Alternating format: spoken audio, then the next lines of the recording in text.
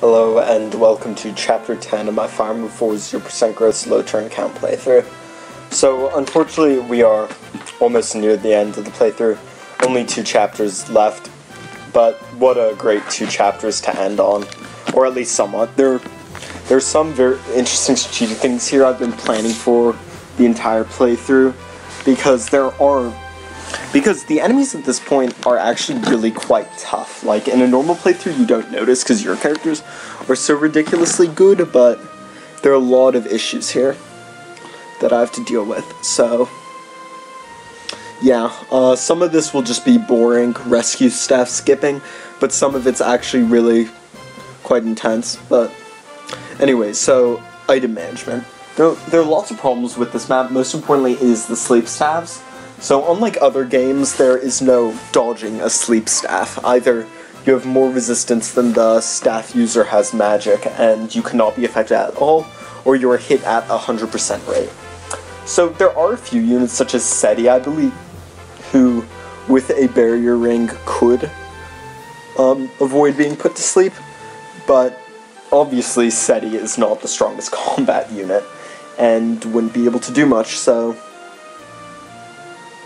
we are going to be avoiding sleep staffs when we can and tanking them, because unfortunately all of our mounted units can't do anything against them.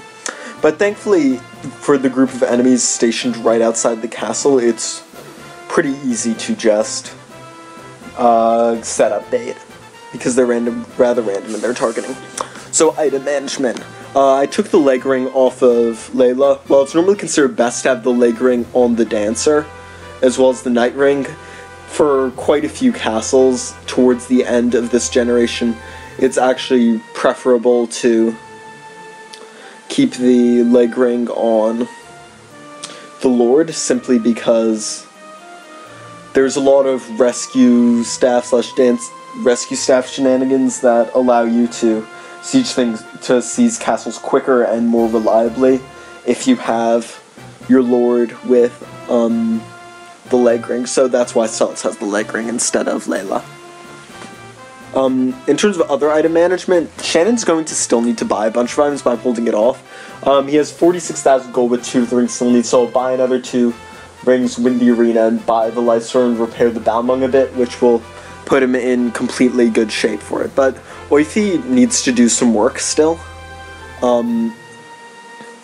He's going to buy a speed ring because Celes doesn't really need it, and having a speed ring allows him to double practically all enemies on this map, and being able to do that with a high kill light sword at 1 to 2 range makes him, even if his stats are falling behind it, it's still a formidable combat unit.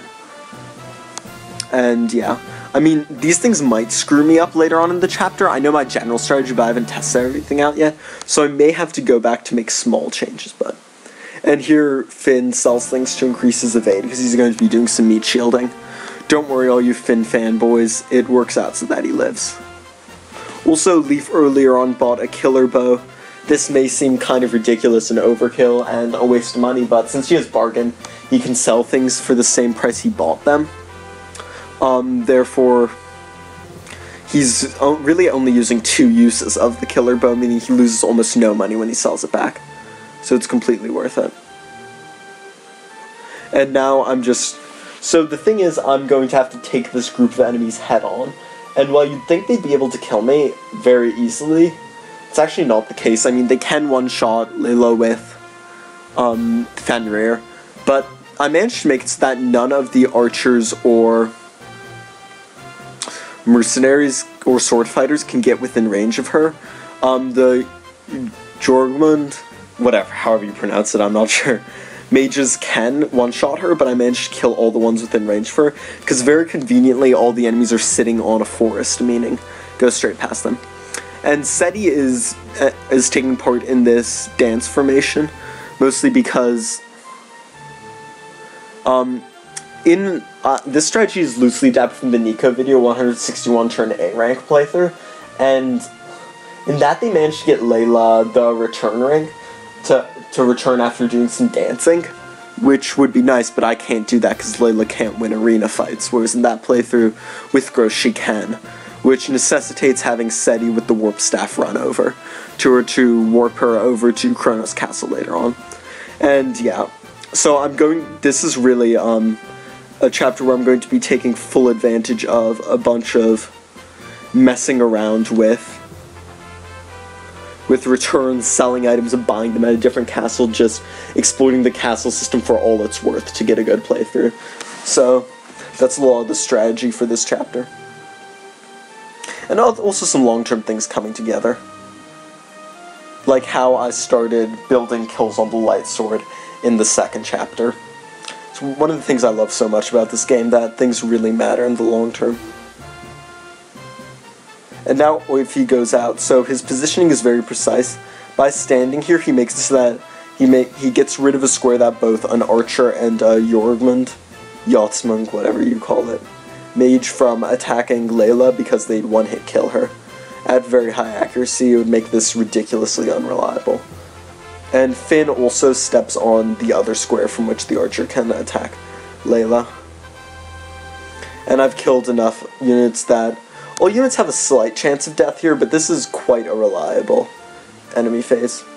And Yohalva and Shannon go out.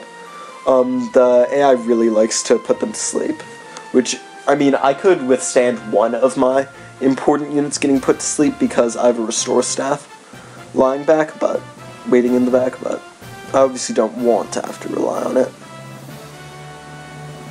Or obviously I could, but yeah, thankfully they both go. So only a tiny bit of RNG abuse is needed for this.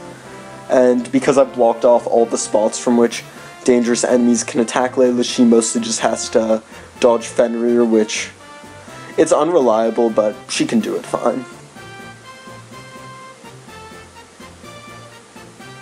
And I actually realize now that I really could have done a better job on this. I could have given Oifi one more kill on the light sword if I had been a little bit smarter, because looking back I'm realizing that I am not RNG abusing.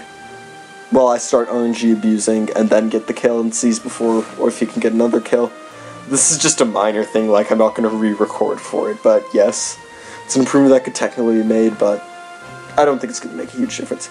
And now with the leg ring, Celes is within range to kill Hilda. In fact, very luckily, if Celes had one less strength, or Hilda had one more defense, or one more HP, the 2-turn of this castle would be impossible, because Celes wouldn't be able to critical obliterate her, but he cleanly deals 235 health blows to her 7 DHP, just managing to kill her. And this isn't the most unreliable.